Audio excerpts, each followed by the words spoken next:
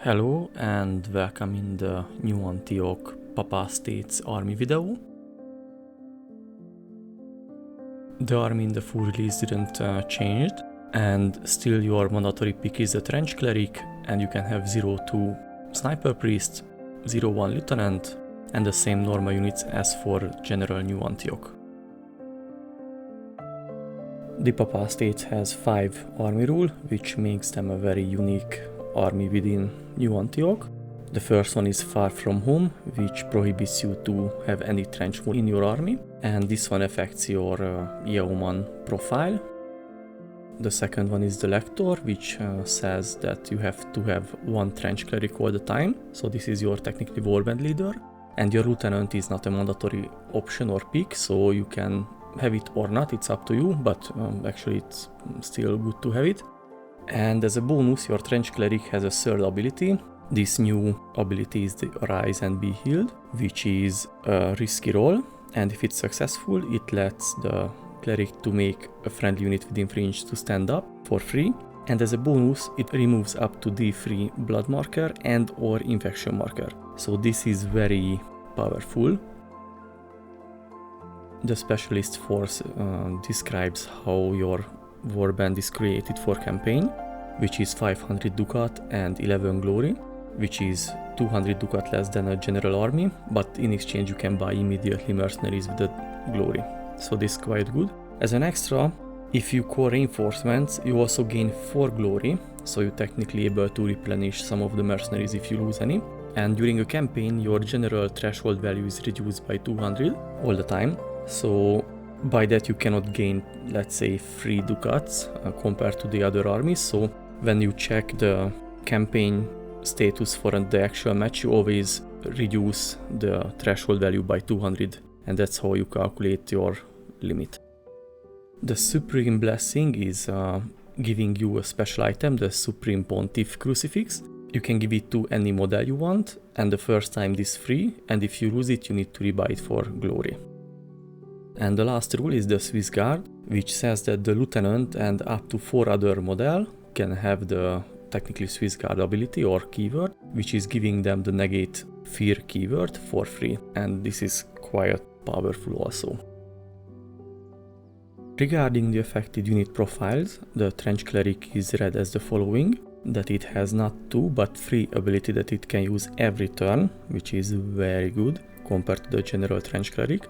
And the Arise and Be Healed is especially very good because it can not just make the cleric or the friendly unit to stand up within 3 inch, but also removing the D3 blood marker and infection marker is quite useful in a lot of situations in my opinion. So this makes this Trench Cleric to a very good one.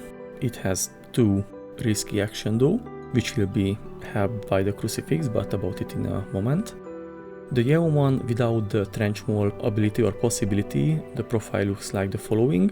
So really it just means you can have a like 35 cost yeoman with bolt action rifle, and that's it as a cheapest option.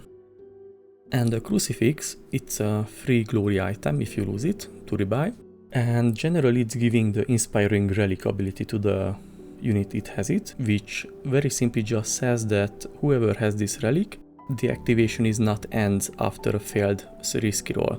And this means any, at least I don't see any mention that just the first one.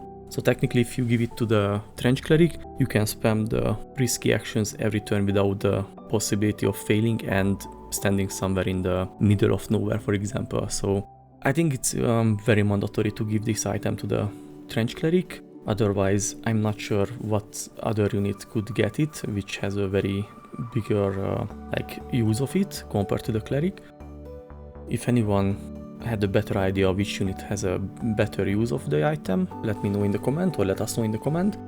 So yeah, very short, this is the Papal States specific modification for the unit profiles and the special item.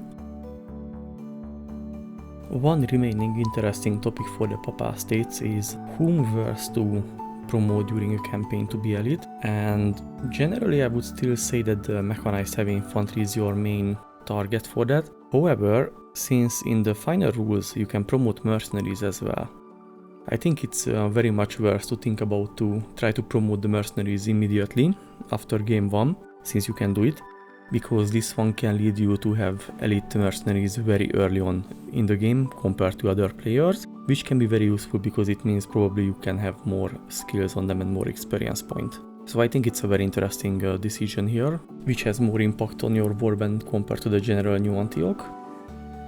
And it's still early for the 1.0, but if anyone already in the process of it, let us know what was the decision for the promotion, because I think that's a very interesting question or topic for a lot of people.